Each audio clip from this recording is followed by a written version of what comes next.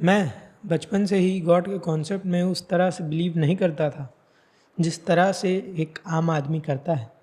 मैंने हमेशा से गॉड के कॉन्सेप्ट को एक कॉन्सेप्ट की तरह लिया है, एक कॉन्सेप्ट रियलिटी की तरह लिया है।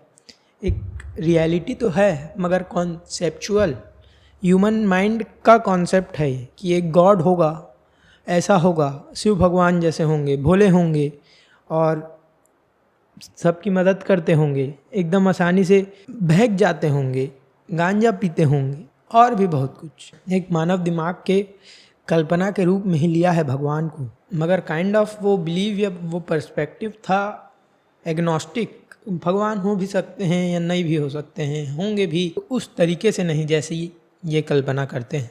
इनके कल्पना में मिर्च मसाला ज़्यादा ही है, कुछ ज़्यादा है। अगर लक्ष्मी माँ हैं तो वो माँ हैं पैसे की, एक कॉन्सेप्ट के रूप में कि साल में एक बार लक्ष्मी की पूजा करनी है, लक्ष्मी का इज्जत करना है, उसको माँ मानना है। माँ वो फेमिनिन, माँ यानी फेमिनिन, वो कोई भी जो दे सकता है, जो पैदा कर सकता है।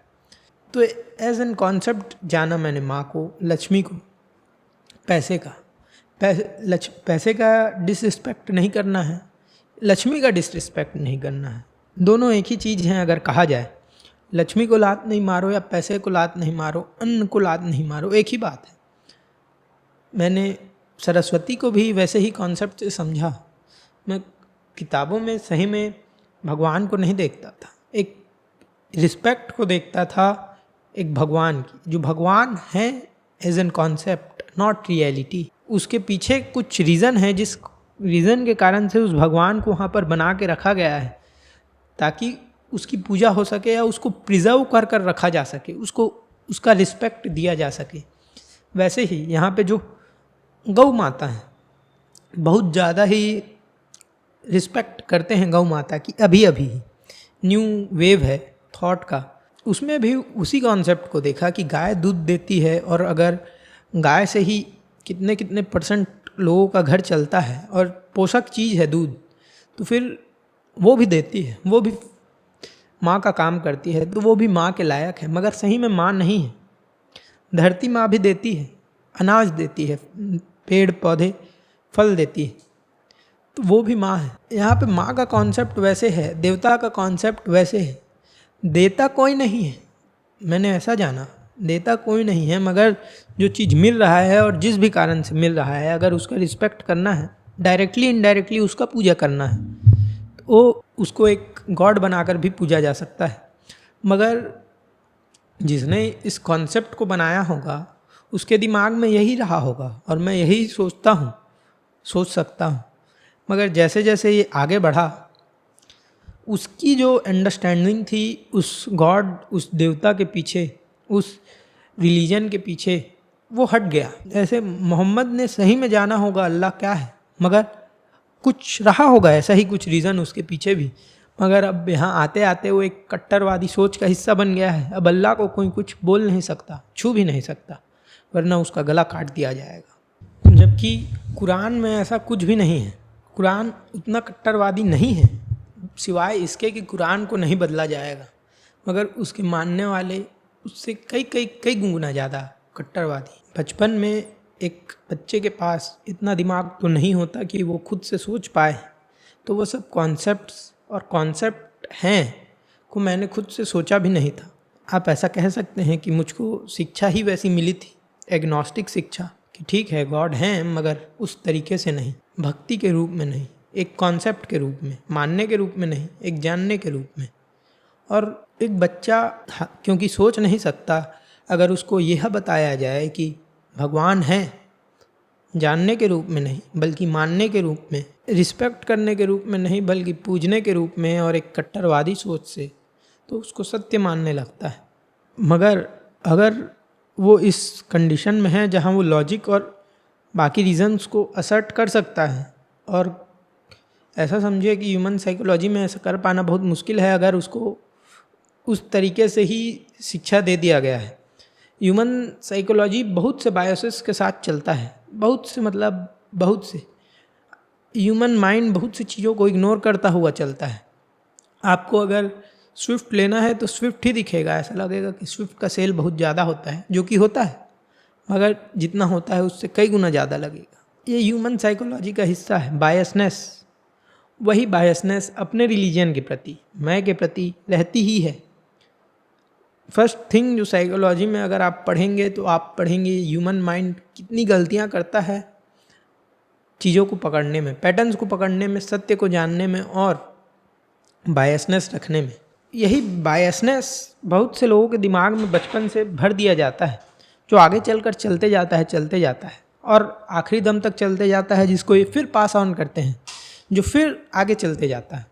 मगर साइंस बायसनेस के साथ नहीं चलती, साइंस माइंड से नहीं चलती, साइंस आँखों के देखे गए चीज़ों से नहीं चलती, साइंस चलती है फिक्स्ड मेजर से।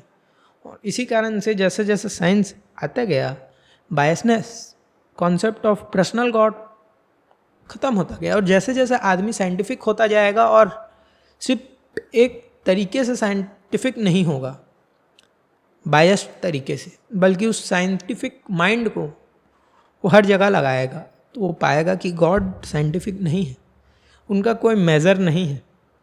और मेरा भी एग्नोस्टिक बिलीव कि भक्त हैं तो ठीक है, भगवान को मानते हैं तो ठीक है, ये ख़त्म हो गया जब हाल ही में जब मैंने देखा कि भक्तों का किस प्रकार से शोषण होता है, किस प्रकार से भगवान जो एक कॉन्सेप्ट होना था सोसाइटी को चलाने के लिए का प्रयोग हो रहा है। अब कॉन्सेप्ट था गाइडेंस के लिए, ये बताने के लिए कि क्या चीज़ रिस्पेक्टेबल है, क्या चीज़ को रखना है घर में, क्या चीज़ को नहीं रखना है। अलग अलग जगहों के हिसाब से भारत में गाय ही माता है, बाकी जगह नहीं है किसी कारण से, तो वो कॉन्सेप्ट को ही मोल्ड कर दिया जा रहा है राजनीति करने के लिए, पैसे कमाने के लिए, शोषण करने के लिए और मूर्ख बनाने के लिए। इस प्रकार से शोषण किया जा रहा है कि the thing which according to the creation of the person, जिसने गॉड को बनाया है, उसके हिसाब से सबसे सुंदर चीज़ गॉड होना था, जिसका सुंदरता इतना होना था कि शायद एक आदमी उसको देखकर सह भी ना पाए, कह भी ना पाए अपने शब्दों में कि क्या है वो गॉड जिसने बनाया उसके थिंकिंग में। वो गॉड इतना अगली हो गया है, इतना अगली हो गया है कि फिर देख के कोई कह भी नहीं पाएगा कि वो गॉड है, रिलीजन है। इतने बेकार ढंग से रिलीजन का प्रयोग किया जाता है आज के समय में, जिसने फिर मेरे एग्नोस्टिक बिलीफ को और रिस्पेक्टफुल बिलीफ को गॉड के प्रति बदल दिया, सिवाय उसके लिए जो समझता है कि गॉड का कॉन्सेप्ट है किस चीज़ के लिए। उसके सिवाय जो भी ये मानता है कि गॉड है, वो शायद गलत ही मानता है। आगे जैसे जैसे आप भी साइकोलॉजी, फिलॉसफी और लॉजिक, साइंस पढ़ेंगे तो आपको समझ में आएगा कि लॉजिक चलता है दो चीज़ों से, ए और बी, एग्जाम्पल से। अगर एग्जाम्पल ए एक जगह अप्लाई हो रहा है तो एग्जाम्पल बी में भी उसका एप्लीकेशन होना चाहिए लॉजिक का। जैसे कि जहाँ जहाँ आग रहता है वहाँ वहाँ धुआं रहता है, ये लॉजिकल है, आग से धुआं पैदा होता है। तो अगर धुआं दिखता है, ये पॉसिबिलिटी ही बनती है, श्योर शॉट नहीं कह सकते कि वहाँ पे आग हो सकता है। क्यों? क्योंकि तालाब में देखकर भी तालाब में भी सुबह सुबह धुआं टाइप का धुंध होता है, तो धुएं में कन्फ्यूज़न हो सकता है और धुआं जैसा कुछ हो सकता है आग के बिना भी। इसलिए हर जगह धुआं देख के या धुंध को धुएं में कन्फ्यूज़ करके ये कहना कि वहाँ आग है लॉजिकल नहीं होगा। ये लॉजिक कहता है, लॉजिक ये कहता है कि अगर ये तुम कह सकते हो वहाँ पे पहाड़ में देखकर, यहाँ से 1 किलोमीटर 2 किलोमीटर 10 किलोमीटर दूर देखकर कि वहाँ धुआं है तो वहाँ आग होगा, या वहाँ मंदिर है और धुआं है तो वहाँ आग होगा, हुम होगा, या वो जो करते हैं रिचुअल उसका धुआं होगा, तो तुमको वही सेम पास की चीज़ को या कहीं और की चीज़ को देखकर भी कह सकना चाहिए। अगर तुम पहाड़ के मंदिर को देखकर ये कह सकते हो कि वहाँ धुआं है तो वहाँ आग होगा, तो ये बात तुमको मैदान के मंदिर को देखकर भी कह सकना चाहिए कि वहाँ अगर धुआं है तो आग ही होगा, तालाब नहीं, तभी वो लॉजिकल होगा। ये लॉजिक का रूल है, ये लॉजिक कहता है। शायद से मैं अच्छे से ना समझा पाया हूँ, अगले वीडियो में हम देखते हैं अच्छे से कि लॉजिक है क्या। मगर इसी लॉजिक से गॉड डिनाई हो जाता है। गॉड लॉजिकल है ही नहीं, लॉजिकलेस है, बेसलेस है। एक गॉड हिंदू के लिए है, सही है। हिंदू के अंदर ही अगर आप हिस्ट्री में चले जाएं, जो एक और कॉन्सेप्ट है जिससे तो क्लियर ही हो जाता है कि गॉड ह्यूमन मेड कॉन्सेप्ट है, जो शायद अच्छे कारणों से बनाया गया हो मगर आज उसकी दुर्गति हो गई है। उस हिस्ट्री पर फिर हम कभी और बात करेंगे। मगर सीधा सीधा ग्रीक में एक गॉड था, इजिप्ट में कई गॉड थे, ग्रीक में कई गॉड्स थे। जैसे जैसे ह्यूमन्स आगे बढ़ते गए, आते गए, इन्वेजन होते गया, गॉड्स और उनके सोसाइटल नॉलेज का, बिलीव्स का एक्सचेंज होता गया और वैसे वैसे गॉड्स आते गए। यहाँ के कितने गॉड हैं जो ग्रीक गॉड से मिलते हैं। इंद्र, वरुण, ये जो दो देव हैं जो प्रोमिनेंट थे, वैदिक भगवान हैं, और उनसे पहले शिव विव नहीं थे, मगर अब बाद में जो आए वो उनसे बड़े हो गए। शिव भगवान, विष्णु भगवान, ब्रह्म। इनसे पहले भारत में सिर्फ या तो इंद्र या तो वरुण को पूजा जाता था, और जो इंद्र को पूजते थे वो अलग कैटेगरी था, अलग बिलीवर्स ऑफ ब्राह्मण था, ऋषिज था। और जो वरुण को पूजते थे वो अलग बिलीव्स, अलग सेट ऑफ सोसाइटी से आ रहा था। उनके ऋषियों को अथर्वंस या भृगुस भी कहा जाता था। ऐसा लगता है कि मानो भृगु और अंगिरस ऋषियों के बीच एक गहरी दुश्मनी रही होगी, जो कि सिर्फ बस राजनीतिक ही नहीं बल्कि धार्मिक भी हो सकती है। एक्सपर्ट्स का मानना है कि इंद्र जी से पहले लोग वरुण को सर्वोच्च मानते थे, and that includes the Bhrigus. Rigveda में वरुण जी को एक असुर कहा गया। वो ऋत यानी कॉस्मिक ऑर्डर और नैतिक कानून के रक्षक थे। अगर आप ग्रीक माइथोलॉजी देखोगे तो वहाँ पे वरुण जी को उरानोस या यूरानस से भी लिंक किया जाता है। कई विद्वान इनफैक्ट ये भी मानते हैं कि ज़ोरोएस्ट्रियनिज्म की जो अहुरा मजदा है और कोई नहीं बल्कि वरुण देव ही हैं। जहाँ इंद्र एक एक्टिव स्टॉर्म गॉड है, एक ड्रैगन स्लेयर है, पुरंदर यानी फोर्ट डिस्ट्रॉयर है, वहीं Varuna ji is calm and pacifist. Asura literally means one who does not consume the sura, which might have been intoxicating drink as well. So your asuras are these conservative, old school, pacifistic gods, while the devtas are a little more adventurous, courageous, and have that young blood energy. इसी religious difference के कारण दोनों पंथों में एक दूसरे के respected figures को devil माना गया है। तो भारत देश में ही गॉड का कॉन्सेप्ट आया है ग्रीक से और भी अलग अलग जगहों से, जो फिर कंबाइन होकर जिसने जन्म दिया है अलग अलग गॉड्स को। और क्योंकि एक जनरेशन के बाद ये बात, या फिर धीरे धीरे जब कोई चीज़ मिश्रित होती है तो ये बात मिट जाता है कि वो रियलिटी था कि फिक्शन। ज़्यादातर स्पिरिचुअल किताबें जो लिखी गई हैं, शिव पुराण, महाभारत, रामायण, ये इनडायरेक्ट रिप्रेजेंटेशन है आइडियोलॉजी का। पीपल जो एक अलग आइडियोलॉजी में मानते थे और एक अलग आइडियोलॉजी में उनके बीच के कॉन्फ्लिक्ट का। रावण के होने के लिए राम का होना जरूरी है और राम के होने के लिए रावण का होना जरूरी है।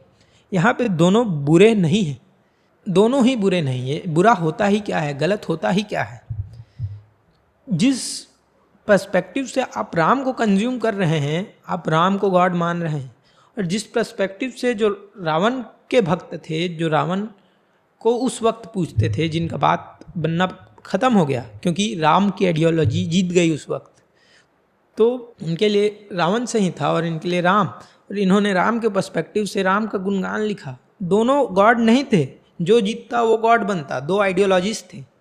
वो रामायण का लड़ाई वास्तविक में हुआ भी नहीं है, वो आइडियोलॉजी का ही लड़ाई है। और आइडियोलॉजी के लड़ाई को ही रिप्रेजेंट किया गया है एक स्टोरी के थ्रू। महाभारत भी वैसे ही आइडियोलॉजी की लड़ाई है।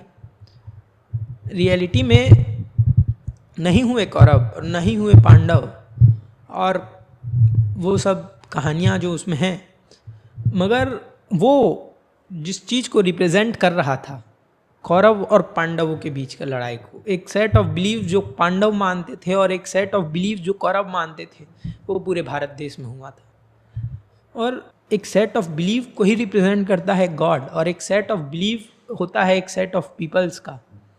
तो गॉड कुछ नहीं है, उन्हीं का ही रिप्रेजेंटेशन है, जो अलग अलग जगहों में बहुत अलग अलग है, बहुत अलग अलग। इसी कारण से जो लॉजिक लगा कि अगर एक बात एक जगह सत्य है तो दूसरे जगह भी सत्य होना चाहिए। अगर यहाँ शिव भगवान भगवान है तो पूरे दुनिया भर में भगवान होना चाहिए, या अगर अल्लाह ही भगवान है, सत्य है, तो अल्लाह को सब लोगों के लिए और सब जगह सत्य होना चाहिए था। और वैसे ही गॉड द फादर के लिए भी और जितने भी धर्म के भगवान हैं उनके लिए होना चाहिए था, मगर नहीं है। और इतिहास भी ये बताता है कि वो इसी कारण से नहीं है, क्योंकि वो ह्यूमन क्रिएशन है और वो क्रिएशन कुछ इस प्रकार है। और उन क्रिएशन से फिर कुछ माइथोलॉजियों का जन्म हुआ जो हाफ रियलिटी और हाफ फिक्शन है। जैसे जैसे आप पढ़ते जाएंगे लॉजिक को, हिस्ट्री को, साइंस को, फिलॉसफी को, पर्सनल बिलीफ, पर्सनल बायसनेस और बायसनेस ख़त्म होते जाएगा। आपको उतना ही पर्सपेक्टिव के बारे में पता चलता जाएगा, ये पर्सपेक्टिव भी, ये पर्सपेक्टिव भी, ये पर्सपेक्टिव भी। आप उन सब पर्सपेक्टिव से देखकर ये बता सकते हैं, जज कर सकते हैं कि वो जो दिख रहा है वो सत्य ही है। क्योंकि कई बार आँखों का छलावा होता है, रेगिस्तान में दूर से रेत को देखकर लगता है कि पानी है, मगर होता रेत ही है। मगर पास जाके देखोगे नहीं रहता पानी, दूर से भी पानी रहता है, पास से भी पानी रहता है। फिलॉसफी, साइंस और ये सब आपको वही पर्सपेक्टिव्स देते हैं। दूर से भी देख लो, पास से भी देख लो, बाएं भी देख लो, दाएं भी देख लो, नाप के भी देख लो कि H2O ही है और साफ भी है कि नहीं। यहाँ तक कि मानो नहीं, या किसी और ने देख के बता दिया दूर से कि ओ तो पानी है, तो मान नहीं जा रहा। ऐसा